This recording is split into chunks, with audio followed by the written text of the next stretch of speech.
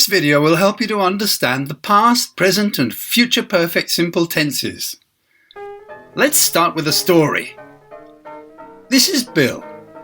Bill has a car and he wants to sell it. It's a good car, but the wheels need replacing. So he decides to take the car to the garage and have the wheels replaced.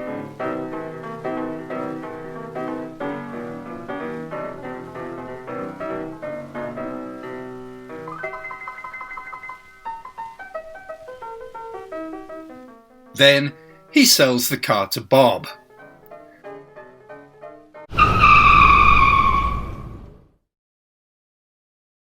Two weeks later, one of the wheels falls off. Let's make a timeline. First, Bill plans to sell the car. Then he has the wheels replaced. Then he sells the car. And then one of the wheels falls off. Imagine Bill at the beginning of the story. He might talk to his wife like this.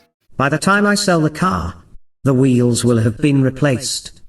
If selling the car is A and replacing the wheels is B, then A and B are both in the future.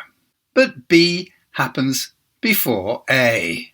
So he talks about what will have happened. Now let's imagine Bill at the time that he sells the car. He tells Bob, the wheels have been replaced. This time A is in the present. He's selling the car right now. But Bill wants to talk about B, replacing the wheels, which happened in the past but has some effect on the present. He wants to explain to Bill that the new wheels are on the car when he sells it. So he talks about what has happened.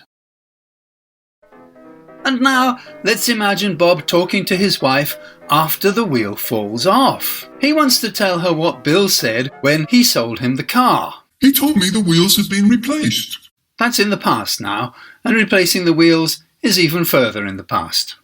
So he talks about what had happened.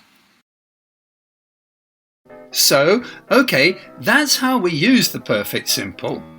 But why do we use it? Why can't we just use the ordinary past and present and future tenses? The answer is that we use the perfect tense when we're mainly focusing on A, but we want to talk about something that happens before A and has some kind of connection with it. If A is in the future, we use the future perfect. The wheels will have been replaced. If A is in the present, we use the present perfect. The wheels have been replaced. And if A is in the past, we use the past perfect. The wheels had been replaced. So let's practice that a bit. Let's make a different story. Grandma decides to give the children a treat. She makes a cake. The children come home and later on they tell their mother about it. Before Grandma starts to make the cake, she thinks to herself, by the time the children come home, I will a cake. Can you give the correct form of the verb make? That's right. She says, I will have made a cake. Now let's look at what the children say when they come home. They say, Grandma, a cake.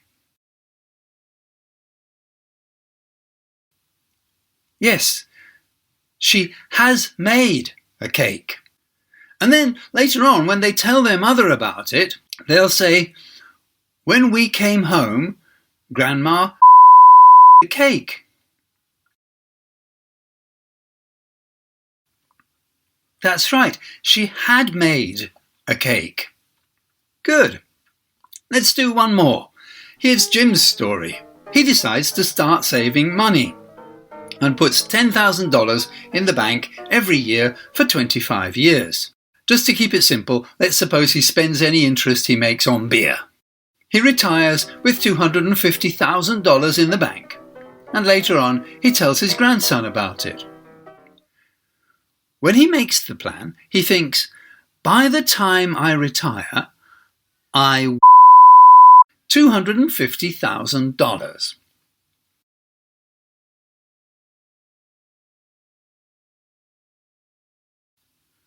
When he retires, he says, I $250,000.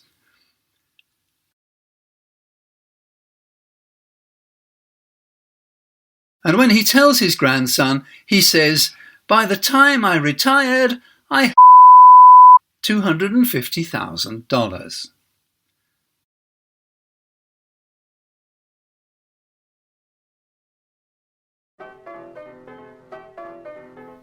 Now you try.